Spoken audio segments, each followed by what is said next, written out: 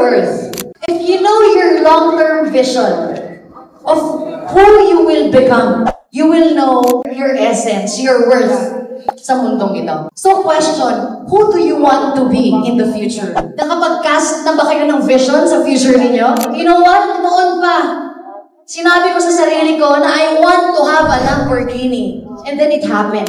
Now, I share this to you to inspire you to have your long-term vision. If I say it's a long-term vision, I mean serious about it. Because I know the power of the vision that you'll have.